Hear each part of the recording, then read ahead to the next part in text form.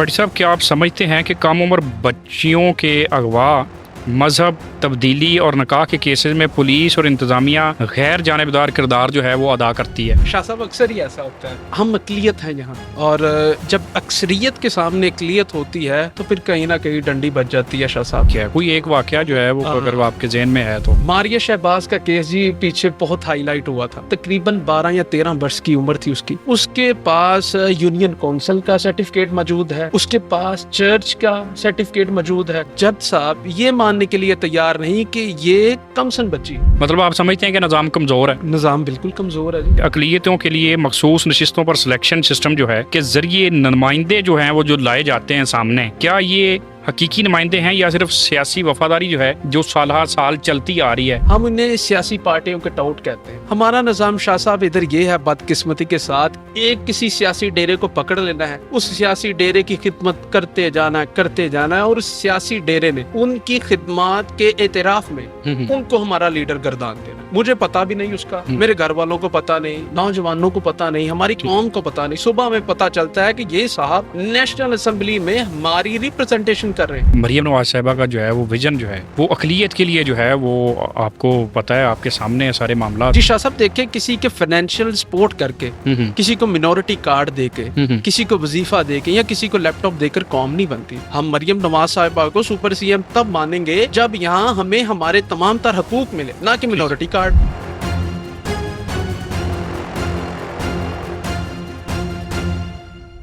अस्सलाम वालेकुम, मैं हूं सैयद इंज़माम बुखारी और आप देख रहे हैं समा पाकिस्तान पॉडकास्ट। आज हम लोग बात करेंगे अक़लियती हकूक़ और मजहबी आज़ादी पर, और हमारे साथ मौजूद हैं स्टूडियो में जनाब यशवा भट्टी साहब, और ये मिनोरिटी यूथ मूवमेंट के सदर हैं, और इनसे आज बात करते हैं। जी good evening sir. Good evening sir.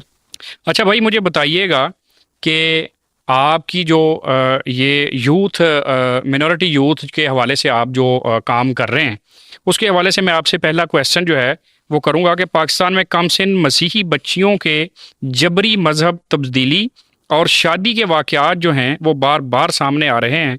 हुकूमत आप तक मौसर कानून साजी और अमल दरामद क्यों नहीं कर सकी अभी तक? सबसे पहले बहुत शुक्रिया शाह साहब आपका, आपकी टीम का, जाहिद भट्टी साहब का, मेरे साथ जो मेरे टीम मेंबर्स हैं, चौधरी फैसल नज़ीर साहब, दाऊद खान साहब, अरोबल भट्टी साहब, उन तमाम का शुक्रगुजार हूँ। और बहुत अच्छा सवाल आपने जो किया है। सबसे पहले जो आपने मेरे साथ सवाल किया है कि मिनोरिटी यूथ मूवमेंट का मकसद क्या है। बिल्कुल शाह साहब, ये एक तहरीक है, ठीक है, और ये तहरीक एक नौजवानों की तहरीक है।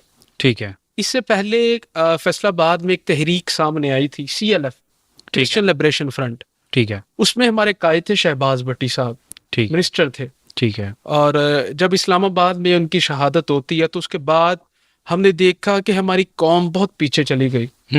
नौजवान का जज्बा कम हो गया, सियासी तौर पर, मजहबी तौर पर लोगों ने अपने हकूक की बात करना छोड़ दी। ठीक है, तो फिर इस मौके पर मैंने और मेरे साथ नौजवानों ने हमने फैसला किया कि हम एक ऐसी तहरीक की बुनियाद रखेंगे ठीक जो है, हमारे हकूक की जंग लड़े। ठीक है। और फिर हमने मिनोरिटी यूथ मूवमेंट की बुनियाद रखी। अच्छा भट्टी साहब, बात आपसे करना चाहूँगा कि आप वकालत भी कर रहे हैं, तो कहते हैं कि काला कोट जो है वो किसी तहरीक में शामिल हो जाए तो वो तहरीक कामयाब हो जाती है। कितनी सदाकत है इसमें? जी बिल्कुल, इसमें तो ठीक है, आपने बड़ा अच्छा जी बात की है। देखिए, इससे पहले कायद-ए-आज़म मोहम्मद अली जनाब एक तहरीक का हिस्सा थे। बिल्कुल बिल्कुल। और इसके बाद देखते हैं हम कि इंडिया में जो तहरीकें चली थी तो उसमें भी हम देखते हैं कि बहुत से लोग, जिसमें काला कोट हो, आपने बात की कि वो तहरीकें अक्सर कामयाब हो जाती हैं। इसमें इसके लिए मैं यही कहूँगा, चूंकि जो वकला होते हैं उन्हें कानून का पता होता है, ठीक है, लेजिस्लेशंस का पता होता है, तो इसलिए बिल्कुल ये काम आ जाता है। अच्छा भट्टी साहब, क्या आप समझते हैं कि कम उम्र बच्चियों के अगवा, मजहब तब्दीली और निकाह के केसेस में पुलिस और इंतज़ामिया गैर जानिबदार किरदार जो है वो अदा करती है? जी शाह साहब, अक्सर ही ऐसा होता है। हमने बहुत सी बच्चियों का केस किया, हमने FIRs बंदों के ऊपर करवाई, तो वो बहुत मुश्किल था। देखें, हम अकलियत हैं यहाँ, बिल्कुल, और जब अक्सरियत के सामने अकलियत होती है तो फिर कहीं ना कहीं डंडी बच जाती है शाह साहब। ठीक है, कोई एक वाकया जो है वो अगर वो आपके जहन में है तो। मारिया शहबाज का केस जी पीछे बहुत हाईलाइट हुआ था। ठीक है। अब मारिया शहबाज की उम्र शाह साहब तकरीबन 12 या 13 वर्ष की उम्र थी उसकी। ठीक है। उसके पास यूनियन काउंसिल का सर्टिफिकेट मौजूद है, उसके पास चर्च का सर्टिफिकेट मौजूद है। ठीक है। लेकिन फिर भी जज साहब ये मानने के लिए तैयार नहीं कि ये कमसन बच्ची है। ठीक है। जज साहब का कहना था कि मारिया शहबाज को कि जरा उठ। वो बच्ची उठी है, उन्हें कहा चंगी भली तो है। मतलब आप समझते हैं कि निज़ाम कमज़ोर है? निज़ाम बिल्कुल कमज़ोर है जी, इसको बेहतर होना चाहिए। अच्छा भट्टी साहब, मुझे बताइएगा कि अक़लियतों के लिए मखसूस नशिस्तों पर सिलेक्शन सिस्टम जो है के ज़रिए नुमाइंदे जो हैं वो जो लाए जाते हैं सामने, क्या ये हकीकी नुमाइंदे हैं या सिर्फ सियासी वफादारी जो है जो साल साल चलती आ रही है जी वो है? ये देखिए जी, ये सियासी पार्टियों के ना हमारे जो नौजवान तहरीक जिसका बगाज हुआ है मिनॉरिटी यूथ मूवमेंट, जी जी, हम उन्हें सियासी पार्टियों के टाउट कहते हैं। ठीक है। हमारा निज़ाम शाह साहब इधर ये है बदकिस्मती के साथ कि एक भी कोई बंदा एक किसी सियासी डेरे को पकड़ लेना है, उस सियासी डेरे की खिदमत करते जाना है और उस सियासी डेरे ने उनकी खिदमत के एतराफ में उनको हमारा लीडर गर्दान देना है, वो हमारा लीडर बन जाएगा। मुझे पता भी नहीं उसका, मेरे घर वालों को पता नहीं, नौजवानों को पता नहीं, हमारी कौम को पता नहीं। सुबह में पता चलता है कि ये साहब नेशनल असेंबली में हमारी रिप्रेजेंटेशन कर रहे हैं, ये प्रोविंशियल असेंबली में हमारी रिप्रेजेंटेशन कर रहे हैं, ये सेनेट में हमारी नुमाइंदगी कर रहे हैं। मतलब आप समझते हैं कि वोट की ताकत जो है वो बहुत बड़ी ताकत है। अगर वोट जो है, अगर अक़लियत में भी ये वोट जो है हक हासिल हो तो वोट के जरिए जो है वो हमारा नुमाइंदा कोई भी वो नीचे से भी आ सकता है। मतलब ये वफादारी वाला सिस्टम खत्म हो सकता है। बिल्कुल, देखे ना डेमोक्रेटेड जो कंट्रीज होती हैं पूरी दुनिया में शाह साहब, कहीं भी ये निज़ाम नहीं कि अक़लियत को कोई भी शख्स बगैर वोटों के आ जाए। ठीक है, ऐसा होना ही नहीं चाहिए। देखिए मुझे, अब मैं एक सियासी वर्कर हूँ, इंसानी हकूक का नुमाइंदा हूँ, हमारी यूथ है, तहरीक है, मुझे कभी कभार उन 8 MPs के नाम याद रखना मेरे लिए बहुत मुश्किल बात हो जाती है। तो आम बंदा किस तरह उनके नाम याद रख सकता है? क्योंकि वो हमारा वोट लेकर नहीं गए, क्योंकि वो सियासी पार्टियों के नुमाइंदे हैं, ना कि हमारी कौम के। और फिर शाह साहब वो सिर्फ सियासी पार्टी की बात मानते हैं, वो हमारी नुमाइंदगी नहीं करते, वो सिर्फ सियासी पार्टी की। अगर वो हमारी नुमाइंदगी करेंगे तो अगली बार कोई भी सियासी पार्टी उन्हें टिकट नहीं देगी। हाँ बिल्कुल, ये भी बात आपकी ठीक है। लेकिन अगर देखा जाए तो जो मौजूदा हुकूमत है वो अक़लियत के लिए जो है वो मुतहरक है और उनके लिए जो है वो बहुत सारे काम कर रही है। हाँ जी, बहुत हद तक हमने देखा है कि कुछ हद तक तब्दीली आ रही है, बिल्कुल, लेकिन बहुत आहिस्ता आ रही है। देखिए ना मारिया शहबाज केस, और फिर इसके बाद हमारे वाक़यात होने, हमारी आबादियों को जलाना, हमारी मुक़द्दस अवरा की बेहरमती करना, हमारी माओं बहनों बेटियों को फसलों के अंदर सुलाना, वो अपने बच्चों को लेकर भागती हैं, अपने शीरख्वार बच्चों को लेकर भागती हैं, पता नहीं कि उसके पाँव में जूता भी है या सर पर दुपट्टा भी है या नहीं। लेकिन भट्टी साहब, मरियम नवाज साहिबा का जो है वो विजन जो है वो अक़लियत के लिए जो है वो आपको पता है, आपके सामने है सारे मामला कि वो डट जाती हैं। जी शाह साहब, देखिए किसी के फाइनेंशियल सपोर्ट करके, किसी को मिनॉरिटी कार्ड देके, किसी को वजीफा देके या किसी को लैपटॉप देकर कौम नहीं बनती। शाह साहब, कौम तब बनती है जब हमारी नुमाइंदगी हमारे वोट के साथ होगी, जब हमें हमारे राइट्स मिलेंगे। शाह साहब देखिए 5% कोटा शहबाज भट्टी साहब मंजूर करवा के गए हैं, आगे 6% या 7% तक नहीं हुआ।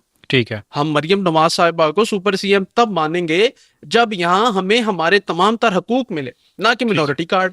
मिनॉरिटी कार्ड भी जरूरी है, लेकिन सबसे ज्यादा जरूरी हमारे हकूक हैं। ठीक है। अच्छा, क्या वजह है कि आम मसीही शहरी के मसाइल असम्बलियों तक नहीं पहुंचते जबकि मखसूस नशिस्तों पर नुमाइंदे जो हैं वो पहुंच जाते हैं? हाँ, बड़ा अच्छा सवाल किया जी आपने। वो इसलिए नहीं पहुंचते कि देखें, जब कोई भी बंदा किसी भी क्रिश्चियन हल्के से वोट लेकर जाता है तो वो फिर इस हल्के को भूल जाता है, वो फिर वहां वापस नहीं आता। देखें, हम तो ये भी चाहते हैं कि जहां हमारी तादाद ज्यादा है, जिस तरह के बहार कॉलोनी है, बिल्कुल, जिस तरह वारिसपुरा की मिसाल है, बिल्कुल, जहां हमारी आबादी ज्यादा है, यहाँ सियासी पार्टियां में बराह रास्त सिलेक्शन का हिस्सा बनाए। ठीक है, हमें भी टिकट दें। ठीक है, क्या मुझ में खून कम है? क्या मेरे साथ और जो नौजवान है उनमें खून कम है? हम भी लड़ सकते हैं इलेक्शन, हमें भी बराह रास्त टिकट दें। जिस तरह पीपल्स पार्टी सिंध के अंदर हिंदुओं को, टिकट देती हैं वो बराह रास्त इलेक्शन लड़ते हैं। इसी तरह हमें भी मौका दिया जाए, ठीक है, ताकि हमारा नुमाइंदा किसी ना किसी तरीका से हमारा वोट लेकर सामने आए और हमारे हकूक की बात करे। मतलब आप समझते हैं कि आप में ये काबिलियत है कि आप भी इलेक्शन लड़ सकते हैं? जी चले, खुदा ने कभी मौका दिया, हम तो पॉलिटिक्स का हिस्सा हैं, लेकिन हम अपने नौजवानों को तैयार कर रहे हैं, ठीक है, कि वो भी सियासत का हिस्सा बने। देखिए मसीही नौजवान सियासत से पीछे था थोड़ा सा, लेकिन हमारी तहरीक ने अब जो कदम बढ़ाया है, जिस बात का आगाज किया है सियासी अवेयरनेस का, हम सियासी तौर पर नौजवानों को अवेयर कर रहे हैं कि you are the part of politics, then we make a change. ठीक है। तो बड़ी साहब, इक़्तिदार में अगर आप चले जाते हैं तो क्या चेंज लेके आएंगे? जी इक़्तिदार में मैं नहीं जाऊंगा, इक़्तिदार में हमारी मिनॉरिटी यूथ मूवमेंट जब जाएगी, ठीक है, तो हम सबसे पहला जो काम करेंगे शाह साहब, हम सिलेक्शन सिस्टम को ख़त्म करेंगे। ठीक है, उसके बाद हम कमसन बच्चियां जिनका जबरी तब्दीली मजहब होता है, हम उस पर अच्छी मुकम्मल कानून साजी करवाएंगे। ठीक है, उसके बाद हम अपनी इबादत गाहों की सिक्योरिटी को यकीनी बनाएंगे और 295 इसी के गलत इस्तेमाल को, जो बड़ा खतरनाक है। देखिए आपकी और मेरी कहीं कभी लड़ाई हो जाए तो आपके लिए बड़ा आसान है शाह साहब, आप मुझ पर कोई इल्जाम लगाएं कि मैंने कोई बेहुरमती की है किसी मुकद्दस किताब की या किसी मुकद्दस शख्सियत की, मैंने बेहुरमती की है, बड़ी आसानी से आप मेरे घर को जला सकते हैं, आप मेरी इबादत गाह को जला सकते हैं, आप इस सारे मामलात में हमें डरा सकते हैं, धमका सकते हैं। तो हम इस पर भी कानून साजी चाहते हैं ताकि इसका गलत इस्तेमाल ना हो। मौजूदा हुकूमत ने जो आपने अभी बात की है 295C की, इस पर जो है वो हुकूमत ने बहुत सारे बेहतरीन कवानीन जो हैं वो मुतारफ़ करवा दिए हैं। अब कोई भी जो है और गलत FIR का अंदराज नहीं करवा सकता। शाह साहब ये तो बहुत पहले भी बहुत से लोगों ने कहा था कि अब किसी की आबादी नहीं चलेगी। देखिए गोजरा में ये वाकया हुआ, शांति नगर में वाकया हुआ, बदामी बाग लाहौर में ये वाकया हुआ। आने वाली मौजूदा हुकूमत ने हमें सिर्फ यही लैलीपॉप दिया कि हमने अब कानून साजी कर दी है, अब थाने में कचहरी में आपकी बात सुनेंगे, अब ऐसा नहीं होगा। ये बहुत पहले की बातें। ठीक है। अच्छा मुझे बताइएगा कि पंजाब में सिख बरादरी की आबादी कम होने के बावजूद उन्हें वरासत मिल जाती है, लेकिन बड़ी जो मसीही आबादी है उनको अहम नुमाइंदगी जो है वो क्यों नहीं दी जाती? जी आपने बड़ा अच्छा सवाल किया कि उनकी सिखों की तादाद पंजाब में शाह साहब सिर्फ 3000 है। ठीक है। और हमारी आबादी पंजाब में 4 लाख के करीब है। हम इस पर भी नामुतमिन हैं। ठीक है।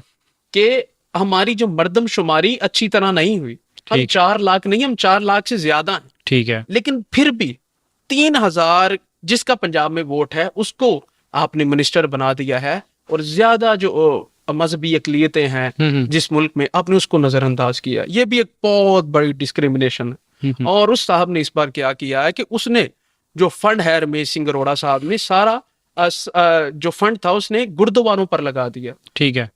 उसमें से कोई उसने चर्च पर नहीं लगाया, कोई उसने मसीही आबादी पर नहीं लगाया, उसने अपने लोगों को मोबिलाइज करने की कोशिश की। मतलब आप कह रहे हैं कि उनको चाहिए कि अकलियत में सिख बरादरी भी है, मसीही बरादरी भी है, हिंदू बरादरी भी है, मतलब हक सबको जो है वो बराबर का मिलना चाहिए। जी शाह साहब, अकलियत का मतलब ये है कि थोड़े लोग जिसमें सिख शामिल हैं, हिंदू शामिल हैं, और भी कम्युनिटीज जिसमें शामिल है, सबको मोबिलाइज करना चाहिए, सबके साथ काम करना चाहिए मिलकर, ना कि सिर्फ एक मखसूस तबके के लिए काम करना चाहिए। अच्छा मुझे बताइएगा, क्या हुकूमत अकलियतों को सिर्फ शो पीस के तौर पर इस्तेमाल कर रही है या इन्हें हकीकी इख्तियारात भी दिए जाते हैं? शाह साहब अब तक तो बदकिस्मती के साथ शो पीस ही हैं। ठीक है। चूंकि हमारी नुमाइंदगी नहीं, हमारे साथ ये सलूक है जिस तरह पहले हमने बात की, हम इनके लिए शो पीस है सर। ठीक है। अच्छा मुझे बताइएगा कि शराब के लाइसेंस याफ्ता परमिट होल्डर्स पर 9C जैसे मुकदमात दर्ज हो जाना, क्या ये कानून का तजाद नहीं है? बिल्कुल ऐसे ही है।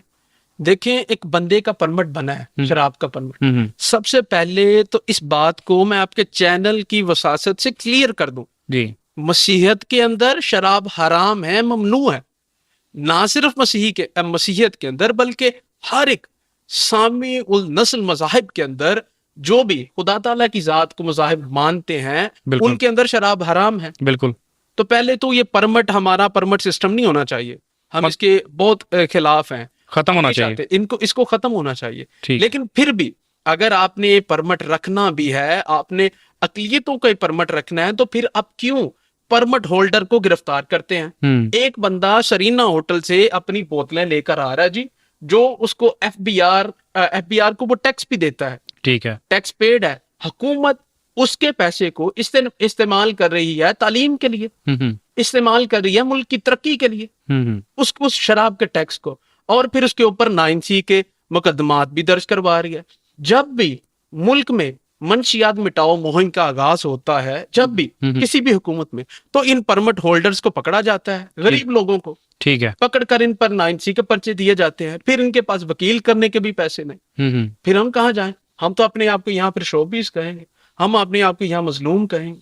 ठीक है, मतलब आप कहते हैं कि जिनके पास परमिट है वो जस्ट शराब जो है वो रख सकता है या वो सेल भी कर सकता है? नहीं जी, हम सेल के खिलाफ हैं। ना सेल करे, ना अपने पास रखे, परमिट हमारा खत्म करें, हम नहीं चाहते। पुलिस जो है वो सेल करने वालों के खिलाफ जो है वो ज्यादा कार्रवाई करती है। हाँ, कुछ लोग हैं ऐसे भी जो सेल भी करते हैं शाह साहब। बिल्कुल। लेकिन अगर कोई बंदा सेल करता है, उसका मुहासबा किया जाए, उसको पकड़ा जाए। लेकिन शाह साहब उसके ऊपर फिर शराब का पर्चा दिया जाए, उसके ऊपर अफहीम का, उसके ऊपर चर्च का या दूसरी किसी भी मंशियात का पर्चा ना दिया जाए। अगर कोई बेचता है, ठीक है, तो उसका मुहासबा किया जाए, उसको पकड़ा जाए और उस पर शराब का ही पर्चा दिया जाए, ना कि कोई और। अच्छा भट्टी साहब, तौहीन मज़हब के कानून ख़ुसूसन 295C के गलत इस्तेमाल के इल्ज़ामात बार बार सामने आते हैं। आपको पता है कि पीछे जो हालात जो है वो पैदा हो चुके थे इसी 295C जो है इसके हवाले से। क्या मौजूदा निज़ाम में बेगुनाह अफराद के तहफ़्फ़ुज़ की कोई ज़मानत जो है वो मौजूद है? आप तो लायर हैं, आपको तो सारी बात का पता होगा।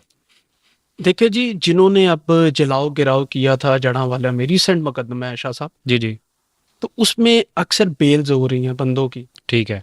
तो जब मैंने ज़िमरियों को पढ़ा, मैंने देखा, फाइल्स को देखा, तो उसमें जज साहब ने बहुत से बंदों की जमानतें ली। और किस बुनियाद पर जमानतें ली शाह साहब? जी जी, कि इनसे सिर्फ डंडे, बोतलें बरामद हुई है। मुझे बताएं, डंडे और बोतलों से आप किसी की इबादत गाह को जला सकते हैं? आप किसी के घर को जला सकते हैं? लेंटर को या टीआर को आग लग सकती है डंडे और बोतलों से? बड़ी साहब उधर मुश्तल हजूम था, उसमें ज़ाहिर सी बात है वो मैंने भी उसको स्टडी किया थोड़ा सा, लेकिन उसमें ये बातें जो हैं वो वाज़े तौर पर लिखी हुई हैं कि जो लोग आगे मौजूद थे उनकी ज़मानतें जो हैं वो कन्फर्म नहीं हो सकी, और जो पीछे थे जो लोग जो हजूम के अंदर थे और आवाज़ें वगैरह कस रहे थे, उनकी ज़मानतें जो हैं वो 6 माह बाद या साल बाद जो है वो कन्फर्म हुई हैं। सर 3000 बंदा, पंजाब पुलिस ने कहा था कि 3000 बंदा जो है जिसने ये दहशतगर्दी की है जी, उसमें से गिरफ्तार कितने? गिरफ्तारियां तो काफ़ी की थी उन्होंने। गिरफ्तारियां की हैं, लेकिन फिर जमानतें भी उनकी ली हैं। हाँ, ये तो है, लेकिन ज़मानतें जो हैं वो 6 माह बाद या 1 साल बाद जो है वो ज़मानतें उनकी हुई हैं। जो मेन किरदार थे उनके खिलाफ तो ज़ाहिर सी बात है गवर्नमेंट भी जो है वो ज़ीरो टॉलरेंस को जो है वो देखती है। चले शाह साहब देख लेते हैं इस बार पंजाब हुकूमत को, सुपर सीएम को देखते हैं कि ये जो अशखास अब जेल के अंदर हैं या जिनकी जमानतें रिजेक्ट हुई हैं, जी जी, ये इनको सजा मिलती है या नहीं। अगर इनको शाह साहब सजा नहीं ना मिलती, फिर अगली बस्ती हमारी जलाएंगे, फिर अगली इबादतगाह को जलाएंगे। शाह साहब देखें, सबसे पहले इल्जाम लगा था, इल्जाम को साबित होना था। बिल्कुल, साबित होने के बाद कानून उनको सजा देता, ना कि लोग कुछ ऐसी मजहबी दहशतगर्द जमातें जी जी, जो अपना किरदार अदा कर रही थी। आपको भी उनके बारे में पता है, सब लोगों को उनके बारे में पता है। बट साहब वो देखें, पंजाब गवर्नमेंट ने उस पर जो है वो पाबंदी भी आयद कर दी है।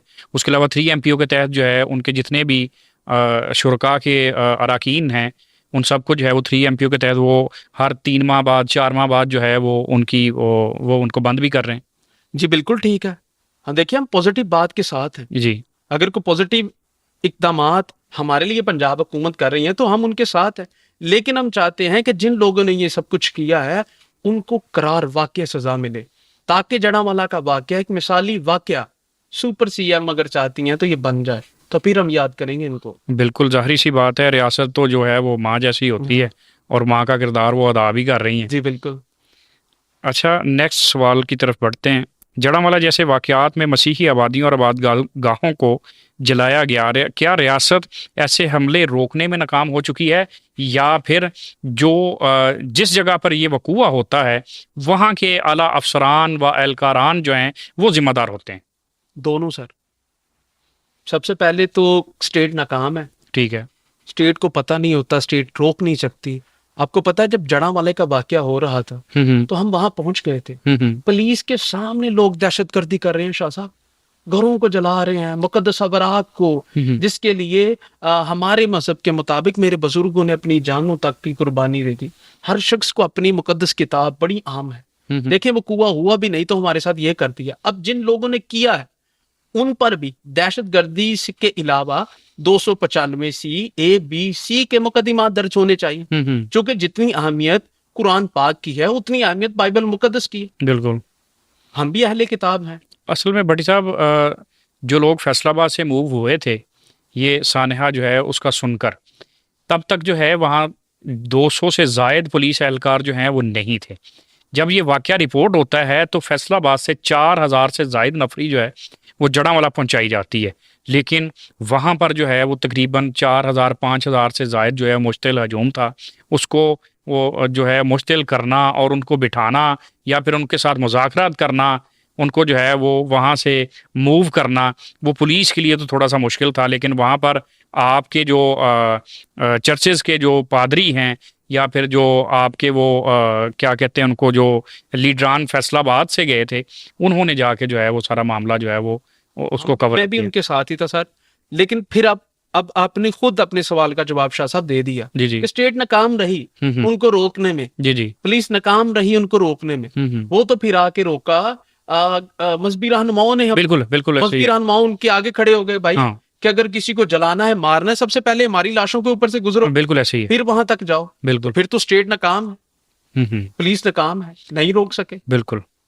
अच्छा मुझे बताइएगा कि अक़लियती इबादतगाहों के तहफ़्फ़ुज़ के लिए हुकूमत के पास अमली सिक्योरिटी प्लान जो है वो है? आप समझते हैं कि ये कोई इनके पास मतलब ऐसा कोई मामला है कि साहब रवायती तौर पर ना एक चर्च में तादाद है जी लोगों की 5000। ठीक है। वहाँ एक मुलाजिम को बेचारे को भेज दिया जाता है और वो भी बेचारा ऐसा होता है कि हिलने के काबिल नहीं। जो सिक्योरिटी गार्ड होता है उसको भेज दिया जाता है। 5000 बंदा या 500 बंदा या जितने लोग इबादतगाह में दुआ कर रहे हैं, हम परेशान रहते हैं कि कब कोई हजूम आएगा हमें तबाह बर्बाद कर देगा। मैं क्या पता कि किसके साथ कोई बात लग रही है, कोई ऐसी बात वो बनाएगा, इस बात को मजहबी बना देगा और हमारी इबादतगाह को जला देगा। इसके लिए मुकम्मल सिक्योरिटी का इंतजाम पंजाब हुकूमत को करना चाहिए। ठीक है। क्या पाकिस्तान में अक़लियती खुद को बराबर का शहरी महसूस करते हैं? आज भी दूसरे दर्जे का शहरी समझा जाता है या फिर? जी बिल्कुल दूसरे दर्जे का शहरी समझा जाता है। जब आपके पास वोट डालने की ताकत नहीं शाह साहब, तब दूसरे की मुझे तो लगता है आप कोई चौथे 5वें दर्जे के शहरी हैं। जब आपके पास ये ताकत ही नहीं, आपको पता ही नहीं कि आपका लीडर कौन है। अच्छा, तलीमी निसाब जो है और माशरती रवैयों में अक़लियतियों के खिलाफ नफरत कम करने के लिए क्या इक़दाम जो हैं वो ज़रूरी समझते हैं आपके होने चाहिए? देखिए जी, निसाब में तहरीक के पाकिस्तान का जब आगाज हुआ ना जी, तो शाह साहब मेरे बुजुर्गों ने उसके लिए अहम किरदार अदा किया। ठीक है। दीवान बहादुर SP सिंघा ने, जोशिया फजलुद्दीन ने, मास्टर फजल इलाही ने, इन्होंने पंजाब की तकसीम के लिए शाह साहब वोट दिया और हमारे 3-4 वोट फैसला कुन वोट थे। ठीक है। गांधी ने हमें कहा कि आप पाकिस्तान के लिए वोट ना दें, हम आपको एक अलहदा सूबा दे देंगे जिसमें आप आबाद हो जाएं ताकि पाकिस्तान बने ना। मेरे बुजुर्गों ने वहां कहा कि नहीं, हम कायदे आजम को अपनी जुबान दे चुके हैं। तब कांग्रेस के जब यूनियनिस्ट पार्टी थी, उन्होंने नारा लगाया कि जो मांगेगा पाकिस्तान उसे मिलेगा कब्रिस्तान। ठीक है। तो हमारे लीडर ने कहा कि सीने पे गोली खाएंगे, पाकिस्तान बनाएंगे। ठीक है। तो देखिए ये इसको निसाब में शामिल होना चाहिए। अगर हम देखते हैं कि मैदान जंग में भी हमारा किरदार बहुत आला है। अगर आप देखते हैं कि हमारे ऐसे लोग हैं जिन्होंने कामरान भट्टी, आप देखा पीछे, उन्होंने बड़ा किरदार अपना अदा किया। बिल्कुल बिल्कुल ऐसे ही है।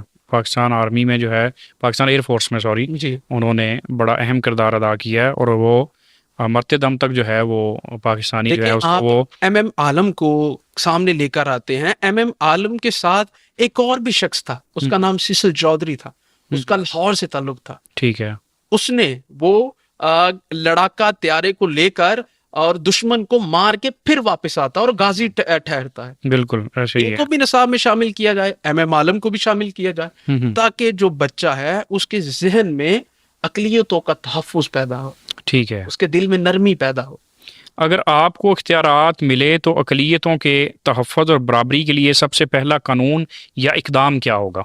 सबसे पहला इकदाम शाह साहब, हम सिलेक्शन सिस्टम को ख़त्म करेंगे, ठीक है, बोर्ड के निज़ाम को लेकर आए, ठीक है। और उसके बाद हम जो 5% कोटा है हम्म, इसको 10% तक लेकर जाएंगे। ठीक और हम है, चाहते हैं कि हमारी जो मर्दमशुमारी है, हम इससे नामुतमिन हैं।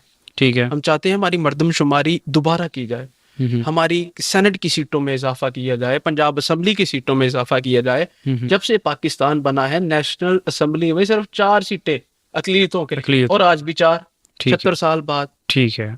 असम्बली की तादाद बढ़ती है, इसमें अकलियतों की नशिस्तों की भी तादाद को बढ़ाया जाए। बिल्कुल ठीक है। अच्छा भट्टी साहब, मुझे बताइएगा कि क्या पाकिस्तान में मजहबी हम आहंगी जो है मजबूत हो रही है या माशरा मजीद तकसीम की तरफ जा रहा है? मुझे लगता है जी मजीद तकसीम की तरफ जा रहा है। ठीक है। इसमें मजहबी रहनुमाओं को अपना किरदार अदा करना पड़ेगा। हम्म, इसमें मजहबी जमातें जो सियासत में भी हैं, हम्म, उन्हें अपना किरदार अदा करना पड़ेगा। ठीक है। अगर मजहबी जमातें कहती हैं कि मैं भाई 12 साल 13 साल बच्ची की, कम से कम बच्ची की शादी खुद करवाऊंगा, तो मुआशरा तकसीम होगा शाह साहब। बिल्कुल, 12-13 साल की बच्ची काबिल होती है शादी की? बिल्कुल भी नहीं। बच्ची 18 के साल से ख्यालात ही नहीं ऐसे होते जी। 18 साल से कम उम्र में तो बिल्कुल भी जो है वो अभी पाबंदी आयद हो चुकी है, हाँ जी वैसे भी गवर्नमेंट की जानिब से। जी, गवर्नमेंट की जानिब से हो जाती है, लेकिन फिर भी कुछ ऐसे मजहबी लोग हैं जो उनकी करवा देते हैं शादी जन्नत में जाने के। इम्प्लीमेंट नहीं होता। जी बिल्कुल। आखिर में आप पाकिस्तान में रहने वाली अक़लियतों को क्या पैगाम देना चाहेंगे? मैं जी मिनॉरिटी यूथ मूवमेंट के तवस्सुस से, आपके चैनल के तवस्सुस से, आपकी टीम के तवस्सुस से अपनी नौजवान क़यादत को, अपने लोगों को ये पैगाम दूंगा कि अगर आप खामोश हैं तो आप जालिम के साथ हैं। आओ मिलकर जद्दोजहद करें, यकसा हकूक़ की खातिर यूनिटी करें, और इनको बताएं कि हम यूनाइट होकर अपने हकूक़ की जंग लड़ सकते हैं। अच्छा भट्टी साहब, अब आपकी ज़ात की तरफ आते हैं। सवालात तो बहुत ज़्यादा हो चुके हैं। लड़कपन ही से भी आवाज़ों की आवाज़ बने आपका ये शौक़ था, या फिर आपको इस मोमेंट में जो है वो धकेला गया है? देखें जी, शौक तो मुझे बचपन से था। ठीक मैं है। बचपन से नेल्सन मंडेला को, हम्म, गांधी को, कायदे आज़म को, अल्लामा इकबाल को, और जिन्होंने पाकिस्तान, तहरीक पाकिस्तान में मसीही लीडरान ने अपना किरदार अदा किया, उनको देखता था। हम्म, बचपन से देखता था और अब तक देखता हूँ कि हमारे साथ कितनी परसिक्यूशन है। ठीक हो गया। और चाहता हूँ कि अपने लोगों की आवाज़ बन जाऊँ, अपनी मूवमेंट के साथ मिलके, और जो नौजवान नस्ल है उनको तहरीक का हिस्सा बनाऊं, उनको सियासत का हिस्सा बनाऊं, ताकि हम मिलकर जद्दोजहद करें यकसा हकूक़ के लिए। नाजरीन, मैं आपको बताता चलूँ कि जवानी के दौर में, अभी भी जवानी है इन पर, लेकिन पढ़ाई के साथ साथ मैं ये बताने में हिचकिचाहट महसूस नहीं करूँगा कि ये रिक्शा भी चलाते रहे हैं और अब एक यूथ के ये प्रेसिडेंट हैं। बड़ी साहब, कैसा फील करते हैं? सर, आपने बड़ी दिल की बात करी, मुझे याद करवा दिया वो वक्त जब मैं फैसलाबाद GTS में खड़ा होता था। तो घर के हालात शाह साहब ऐसे थे कि बाप मेरे जो वालिद ग्रामी हैं उनको जॉइंट्स पेन था, डायबिटीज़ थी। तो मैंने घर को भी अपने को चलाना और अपनी स्टडी को भी देखना, और दिल में पैशन, सिर्फ जज्बा यही था कि मैंने अपनी तालीम को छोड़ना नहीं, चूँकि मैंने सियासी लीडरशिप का हिस्सा बनना है। ठीक है। इसीलिए मैंने छोड़ना नहीं अपनी तालीम को। मैंने चिंगची रिक्शा चलाया, फिर मैंने ये जो बाज़ार लगाते हैं जो ओल्ड सेकंड हैंड कपड़े बेचते हैं, मैंने ये काम किया, और मैंने बर्तनों का काम किया, होटल्स में मैंने काम किया, सिर्फ इस बात के लिए कि मैं अपने लोगों के लिए ख़ास हूँ। अगर मैं नहीं ये करता तो मेरे बिना कौन करेगा, मेरे बाद कौन करेगा। मैंने इन यूथ को भी तैयार करना है और एक सियासी बेदारी भी लेकर आनी है। बड़ी साहब, जो बड़े ख्यालात देखते हैं या बड़े ख्वाब देखते हैं वो जल्दी कामयाब हो जाते हैं। जी, आप मुझे बताइएगा कि शोबा वकालत जो है वो क्यों चूज़ किया आपने? शोबा वकालत सर इसलिए चूज़ किया कि देखें अब जड़ावाले का वाक़या हुआ, सर हमारे गरीब लोग हैं, जब हम पर कोई जुल्म होता है तो फिर बड़े वकील करने के लिए हमारे पास फाइनेंस नहीं होता, बिल्कुल, तो फिर इसलिए हमारे मुकदमात दब जाते हैं। ठीक है, अगर मैं वकील बन जाऊंगा तो मैं अच्छी तरह अपने लोगों के लिए लिटिगेशन में जा सकता हूँ, सुप्रीम कोर्ट के इंसानी हकूक का वकील बनना चाहता हूँ, ना सिर्फ अपने लोगों के लिए बल्कि तमाम तर उन कम्युनिटीज के लिए जिनकी आवाज़ दबाई जा रही है, उनको उठाना, उनका साथ देना। ठीक है। बट साहब, अगर आपको किसी जगह से ऑफ़र आती है कि आप हमारी पार्टी को ज्वाइन करें, तो कौन सी पार्टी समझते हैं कि आपके लिए बेटर है? बड़ा जी मुश्किल सवाल आपने कर दिया जी, कौन सी पार्टी? हम उस पार्टी के साथ अपनी चीज़ों को टेबल करेंगे शाह साहब, ठीक है। और जो पार्टी भी हमें हमारे हकूक देगी, जो कुछ हम चीज़ें उनके साथ करेंगे वो उनमें हमारा साथ देगी। जिस तरह मैंने आपको बताया कि हमारे 5% कोटे को 10% तक करना है, नशिस्तों में इजाफा करना है, हमारे हकूक सब हमें देने हैं, हम उस पार्टी का साथ देंगे, हम बिल्कुल। उसके साथ एफिलिएशन करेंगे, चाहे वो मुस्लिम लीग नून हो, तहरीक इंसाफ हो या पीपल्स पार्टी हो, कोई भी हो। भट्टी साहब, शुक्रिया, आप हमारे स्टूडियो तशरीफ़ लाए। नाजरीन, प्रेसिडेंट मिनॉरिटी यूथ मूवमेंट यशवा भट्टी साहब की आपने बातें सुनी हैं, और मैं खसूसी जो है वो अक़लियत के हवाले से उनसे रिक्वेस्ट करूँगा कि भट्टी साहब की अगर बातें आपको पसंद आती हैं तो आप अपना इजहार राय जो है वो कमेंट सेक्शन में दे सकते हैं, और इनका साथ देने के लिए जो है वो आप इनसे रब्ता भी कर सकते हैं। हम आप इनका कॉन्टेक्ट नंबर और उसके अलावा इनका जो ईमेल एड्रेस है वो भी साथ मेंशन करेंगे। अगले प्रोग्राम के लिए इजाज़त दीजिए। अल्लाह हाफ़िज़।